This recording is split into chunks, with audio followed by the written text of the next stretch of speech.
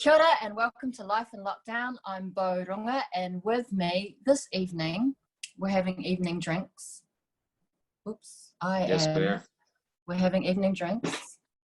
Tonight I'm speaking with the wonderful, the beautiful, the enigmatic, Mr. Serj Tankian. He's got country Wi-Fi, so if he keeps chopping out and stuff and freezing like this, then please forgive the country Wi-Fi. Whereabouts are you in your lockdown, sir? We are happily on level 3, ma'am. Happily on level 3. Happily on level 3 after 6 weeks on level 4, but very thankful to be here. Very thankful to be, healthy and safe, and And just to clarify though, Serj, you are actually in New Zealand. You're thankful that you were here. Why is that? Well, we've been here since January, and we usually spend 3 to 4 months a year here at least. And this time we're staying longer, obviously. I'm thankful because I'm in a place where, with true good leadership, where things were locked down early. It was done in a strict and proper manner. It was very well communicated to everyone what we had to do. I talk to friends, family in the States all the time, and everything has gotten really difficult there. From getting small business loans to everything, it's not as simple. I'm really happy to be here. Yeah. And sorry, I forgot to actually introduce you properly. So Serj is an artist, a musician. He's also the front man from a band called System of a Down. And he's my friend in the country. And he spends a lot of time here in New Zealand, and you love it here. You're a resident. You say you're talking to your friends and family back home, and it's quite a different feeling of how things are being done in lockdown in the States, right? As opposed to here. Yeah. No, it has been. I think, look, they had takeout the whole time. So their hardest lockout is our level 3 to start with, and states are different in terms of tackling it. Different governors, 50 different governors, one federal government that's incapable of doing anything properly. And so that's where it's at. My uncle actually passed away from COVID in New York, my dad's brother, last week. Yeah, so it's been a very, but overall it's been an interesting social experiment at the same time, because we've never had a time in our history where we've been like this, this type of lockdown, social distancing. It's very interesting to me. The impact on the environment's been amazing. 8% reduction according to some EU study in carbons as of this week, which is huge. I think my best phrase having to do with the lockout has been, the earth has sent us back to our room to tell us to start again. Like, figure this out better, you're punished, figure it out, Go back to your room. That's where we're at. It's a timeout. Yeah, it's a timeout. You're an artist, you're doing film scores, you're composing. You've had a lot of stuff that has had to be put in the back burner now. I mean, what things have had to be put off for you? Well, in April, I had one film that I produced and scored called I Am Not Alone, about the revolution in Armenia in 2018, the peaceful revolution. Beautiful film. We've been getting a bunch of film festival awards all over the US. So we started at Toronto Film Festival, audience award, a second audience award, and then audience awards from a bunch of festivals. And we were on the festival circuit. We had another 20 festivals to cover, and we're doing our theatrical release mid-April. So that's all on the, we don't know what we're going to do with that. We're either going to try to sell it to streaming or, try to wait until we could do theatrical properly. I also had a film called Truth to Power that I did in co-production with Live Nation about activism, my life, System of a Down, etc. That was premiering mid-April at Tribeca Film Festival in New York with a full and stuff that was canceled. And that's just April. And then May, June, 20 days with System, May and June, from LA to Europe, all over Europe, with Armenia as well as a show, canceled. What else? there's a but whatever, you know. Look, I don't mind. I'm in that sense, I'm thankful. It's not, you know, it's fine to stop. You know, we spend time with ourselves, even go nutty, and that's a good experience. You could produce something with that creatively. Well, But it's funny you know, because I just tonight, even when I've been trying to get online with you right now to do this meeting, and I couldn't log in properly and everything. And during that time, I was texting, going, "I'm so sorry, Serj. I can't get on." And you're like, "That's okay. I've just written a song, and it's a win." So you're using basically all this downtime to still be creative, which is great. And I know a lot of artists and a lot of musicians will be doing that. I mean, are you finding inspiration in the fact that in our weird situation, is it making you think outside of maybe what you would normally think? Not at first, honestly. I found it very uninspiring because, you know, there's always. Was that worry? Was that from worry, or sort of? Fear, yeah, very worried. Situation that emanate from lemons right now. It's a tough time. So, but I think so. What I did instead is I've realized that over the years I've recorded a lot of small, simple ideas on my phone, playing piano, a beautiful piece, cinematic piece, or whatever. A lot of ideas. I'm talking about hundreds of ideas that I had never properly recorded. So I made it like almost like an archival recording experience, and I recorded all this music, and a bunch of songs came from them, but mostly these kind of elaborate, really beautiful cinematic pieces. So I've created a 24-minute kind of modern piano concerto with electronic instruments and sort of beautiful, weird, haunting, messed up tracks. Oh, wow. So it's been, hang on. Did this happen just before I called you? No. I wrote the song before you called me. I was like, oh, wow. Okay. Yeah. I was like, dude, stop working so hard. No, it's not work. That's you know great. how it is. That's exciting. No, Everything you love else. it. I know. It's not work at all because you love it so much. That's good. Mm-hmm. I sent you through some questions, and one of the questions I asked you was about your jewelry range, which I'm fascinated by because, well, you know, just being a dabbling jeweler myself. Yeah. But how did that all come about? We're huge fans, obviously, of your line. And, please, you know, thank and you. And myself, I can't wear it, but I love the art in it, and Ange obviously wears it. So, but yeah, look, my jewelry experience has been a lifelong experience because when I was 11, 12 years old, I'd leave school and go and help my uncle in the jewelry business in downtown Los Angeles. And then after university, he hired me full time to kind of work with him for 4 or 5 years running the company. So that was an amazing experience. From there, I went into software to develop a vertical industry program for that industry because I knew it so well, and ran my own small company while I started doing more musical adventures. So jewelry's always been there.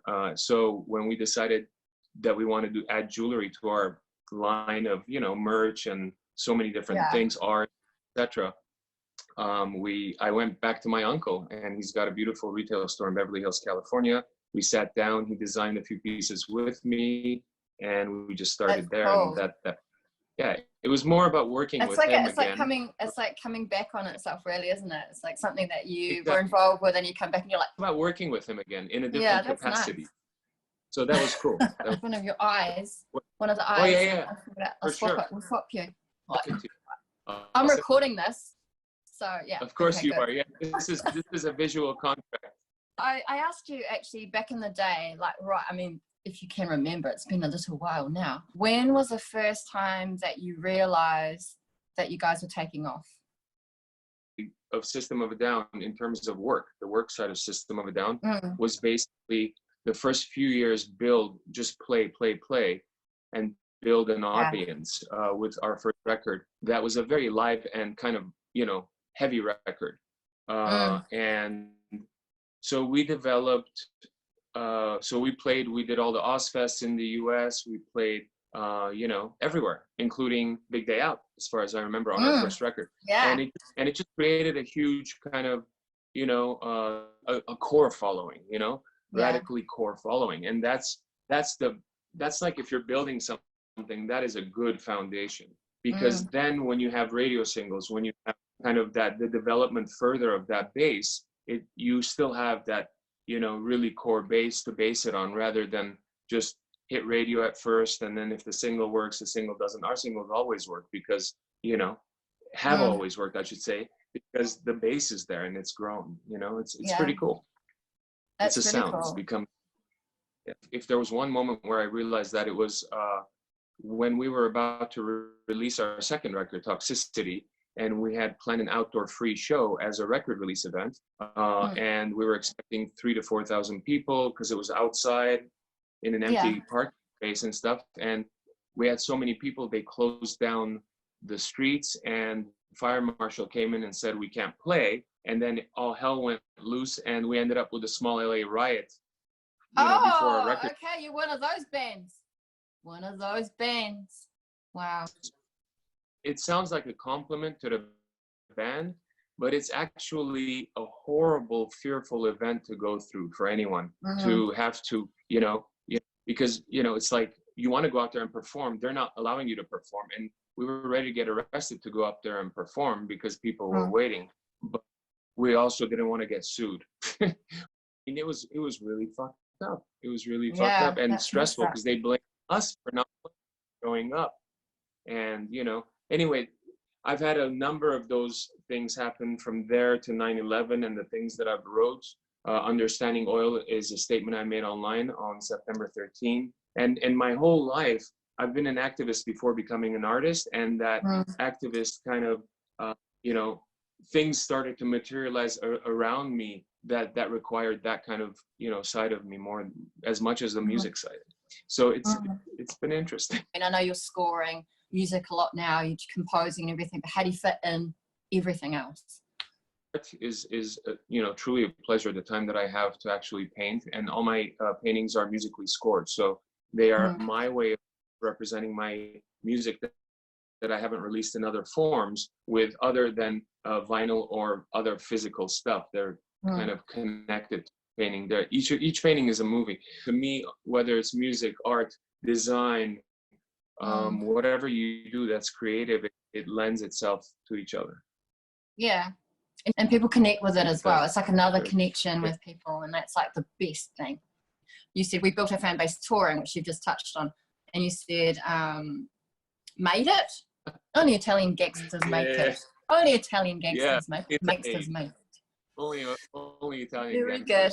Very good. In such a situation as being in lockdown, it's a situation none of us have been in before. What are the 3 other things that you're most thankful for right now? I'm going to say faster. Will you be more thankful for a faster internet connection? I would be. You know, it's not the top 3. It's not the top 3, but it's definitely in the 20. Yeah. You know, definitely family, not just time with family, but, you know, my parents are in LA, and I'm FaceTiming them every day. And even though I can't hug them and see them, I get to communicate with them. And even if they were in New Zealand, I'd still have the same problem, you know, until we get, you know, further out of trouble, because they're older, and you don't want to take the risk of contaminating, you know, exposing whatever, not that you have it. But so definitely family, health, our own health, everyone's health. And what would the third be? I had something good till you threw me off, bro. Oh, sorry. Will we run? It's all right. Okay. So the third is going to be almost like a wishing that. Oh, you're frozen on me. Country internet, it's frozen on me. And not sorry. Just go back to whatever the fuck is normal. I love the go back to whatever the fuck is normal. Working? But you froze on me for quite a considerable amount of time. It was very attractive. But can you just wind up? We're talking about. Okay, go. Oh, it's working now. The kind of like the wish that I think we walk out of this smarter. And, you know, understand that that's what's going on here, that, you know, our benchmark for progress for civilization can no longer be unsustainable economic growth. It's got to change to something more viable, like lifestyle growth and happiness index or something, because consistent economic growth as a benchmark for progress is dumb, because we can't sustain this. We can't sustain it. So so I think that's my third hope. So the third one is kind of like a hope. It's nice that you're sharing a hope. Because I think the way that we're designed has to alter. The way that we design our lives ourselves. You know, we have to be smart for the future. You know, because you know, and New Zealand, for example, we're one of the most amazing countries yet. The amount of cattle that we have and the amount of sheep that have been, you know, it's bad. It's really bad. You know, the largest largest carbon emissions come from animals, comes from the eating of animals like that. You see Game Changer, these films that really kind of put you in tune with exactly, all of the travel in the world is minimal compared to the carbon digestion itself, but ingestion of animals. It's the water that you're using, the corn in the US, for example, that they feed all the animals, and the land that is used and cleared all over the planet. Look at what's happening in Brazil, you know, clearing of land for ranching and stuff like that. So for us to be sustainable, we have to also kind of step back and say, what lifestyle? How many times a week can I eat meat? You know, they say for example, in the US, if everyone just in the US eats meat once a week instead of every day, okay? Just in the US, that would already revert more than getting rid of all transportation worldwide. Like, the impact is incredible. Wow. So we have to kind of think about it. We're a farming community. Gary. I think what you're saying is absolutely spot on. You know, it's just a way of sustaining how we can do our farming practices. The thing is that New Zealand, it's our biggest export. It's going to be a real hard thing for us as a country to do, to review it. You know, it's people's livelihoods. So it'd be interesting to see what happens. Maybe people are thinking a little differently now and under these kind of situations. To take, you know, I think if people start going more plant-based, if they start eating less meat around the world, you know, our industry will also decrease automatically because we export a lot, you know. So it's something to think about, readjusting industries. Anyway, it's not what I wanted to get into. Oh no, that was good. I'm gonna take some of it. Don't you worry. What did you say? I can't hear you. I just yelled, "You will not edit me." Oh. I just said you will not edit me. I'll edit you if you like this. Because I'm so frozen. A while back now, I flew down to Christchurch to see you play with the Christchurch Symphony Orchestra. As opposed to your rock god element, it was a totally different element, which is great. I mean, which do you... Clothing. Better clothing. The first time I played with an orchestra we had to rearrange my music for was with the Auckland Philharmonia Orchestra, and it was largely, you know, you were a part of that. You were in that chain that made it happen, and so in the chain. You know, you have a lot to be proud of. So, I'm proud of your chain gang. You're part of my chain gang. Yeah, no, I'm very thankful. I still remember getting the email from you. I was on tour with my backup band, the FCC. Yes, they're the Flying Cons of Chaos. And we were in Seattle, and we were going to play a show that night, and you sent an email saying, "Hey, this sounds out of the blue, but would you consider working with an orchestra in New Zealand, playing with an orchestra, like doing a live show?" And I was like, wow. And obviously you hooked me up to Jules, and, you know, we started working with them. We did our first show. That's how I met Jump Satas. He, you know, co-composed and co-arranged. They were all my songs, but yeah, and it was just incredible. And then from there, I started, you know, working with different orchestras around the world. I've played with about 25, 30 orchestras around the world now, including the Christchurch Symphony Orchestra, and that got me more into film scoring. That was great. I love playing with orchestra. Cool. Yeah, I enjoy the shows in a different way. The rock thing is very obviously energetic and very much message oriented and you know, political and beautiful in that sense, and the amount of emotions you get back from huge crowds like that, incredible. So it's a high, you know, it's an incredible high. But the orchestra thing is like kind of flowing into aesthetic beauty. I actually want to do in the future, I want to do art exhibitions in the same cities that I'm doing orchestral shows in. Can I get tickets to that? I'll email you beforehand. You will have tickets to any show ever, anywhere. Find me, any, you know, always, eternally. You know, when I saw you in Christchurch at that show, you looked really happy and really enjoying it, and you know, and that's the best thing, you know, when you're making music that you really enjoy and that gives you pleasure and it's bringing the audience pleasure. It's that's the goal, you know. Yeah. That connection. That's cool. Why am I not asking you questions? What? Why am I not asking you questions? Well, you're welcome to ask me questions. Like, what might they be? It's about you. What was your day like today? Oh, I did my GST. Yeah, Serge, I did my GST. Oh, yes, you told me about that. Yeah, I said, oh, good sorry, because you said, oh, shall we talk tonight? I said, yes, because I have to do my GST. GST. Very responsible. Very responsible. Am I? I don't think I am.